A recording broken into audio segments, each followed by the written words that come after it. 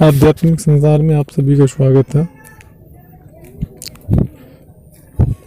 अप्सरा साधना की विशेषता सभी चीज़ों के लिए होती है और अप्सरा जो है आपको हर प्रकार से किसी भी समस्या में आप मदद प्राप्त कर सकते हैं उसकी विशेष विधि के द्वारा।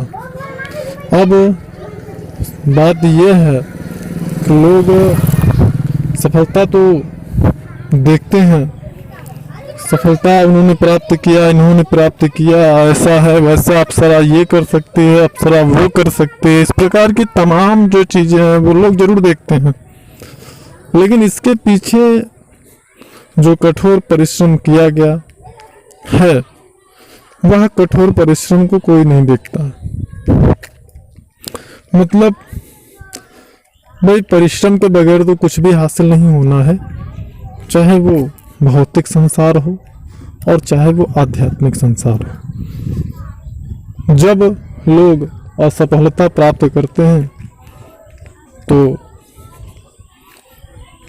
उनका जो आत्मविश्वास होता है, मतलब जो पॉजिटिविटी होती है वह निगेटिविटी में बदल जाती है। ज़्यादातर जो साधक होते हैं वो साधना को बीच में ही छोड़ देते हैं। कभी कभी ऐसा किसी घरेलू समस्या से होता है, कभी कोई रिलेशन में समस्या आ जाती है, तो कभी ब्रह्मचर्य खंडित हो जाता है या लड़ाई झगड़ा प्रारंभ हो जाता है ऐसा। अब साधक यह अनुमान लगाता है कि हमने यह साधना शुरू किया जिसके कारण ऐसा हो रहा है, जबकि वास्तविकता यह नहीं होती है। जब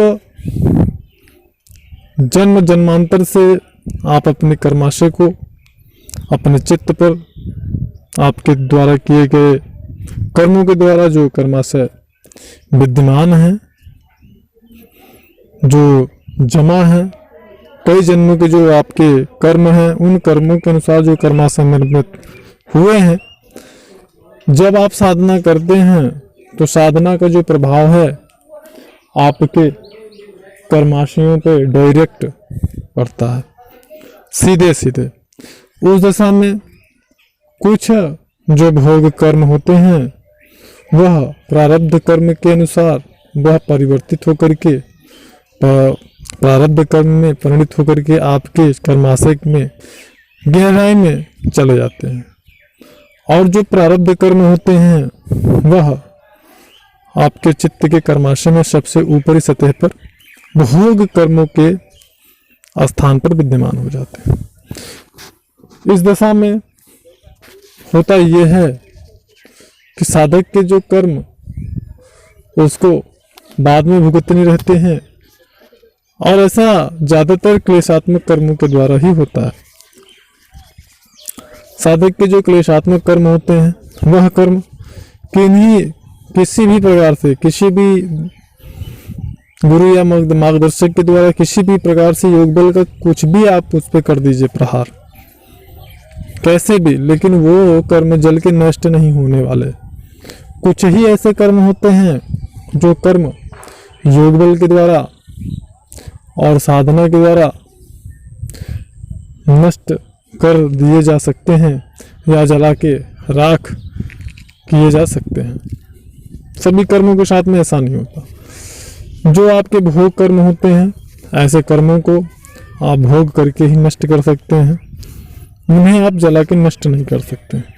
तो साधक लाइफ में कभी साधना नहीं किया रहता है और प्रारंभिक साधना के रूप में अप्सरा साधना जब करता है तो जैसा कि मैंने अपनी प्रीवियस वीडियो में बताया हुआ है कि माला के द्वारा जब आप मंत्र जाप करते हैं तो वह मंत्र किस प्रकार आपके ग्रहों को और कुंडली में स्थित नीच ग्रहों के प्रभाव को किस प्रकार आपके अनुकूल बनाता है।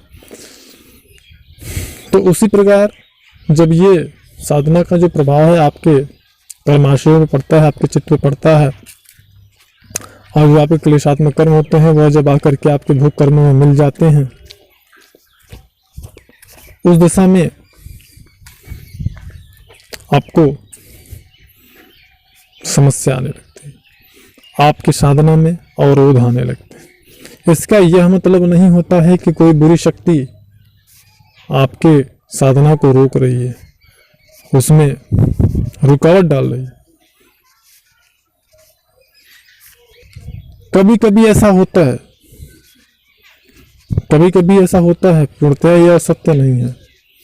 हाँ, लेकिन ज़्यादातर केसों में यही देखा गया है, मार्गदर्शक के द्वारा या हमारे खुद के अनुभवों के द्वारा ज़्यादातर यही होता है।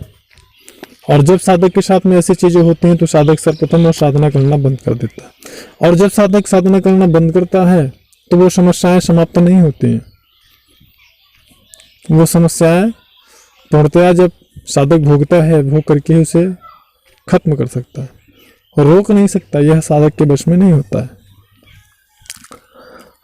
कुछ केसों में यह देखा गया है कि अगर कोई भी अतृप्त आत्मा, भाई जो व्यक्ति परेशान होगा, हर प्रकार से उसकी परिस्थितियां उसको डिस्टर्ब कर रही होंगी, वही व्यक्ति अपनी परिस्थिति से उबरने के लिए तंत्र मार्ग को चुनता है, आध्यात्म मार्ग को चुनता है। सभी नहीं चुनते हैं।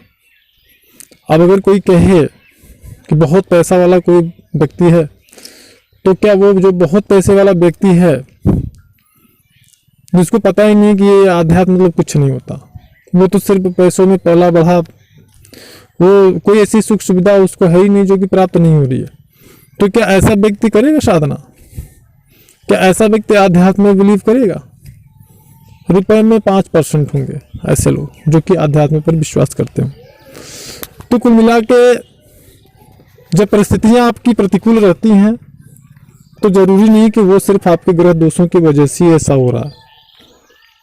कई केसों में हमने देखा है कि कुछ अतिरिक्त आत्माएं होती हैं जो साधक के जीवन पर कुंडली मार करके उसके विकास को रोक करके बैठी रहती हैं, साधक को विकास नहीं करने देती हैं। वो हर प्रकार से प्रताड़ित होता है, शारीरिक रूप से, मानसिक रूप से, आर्थिक रूप से, सामाजिक रूप से।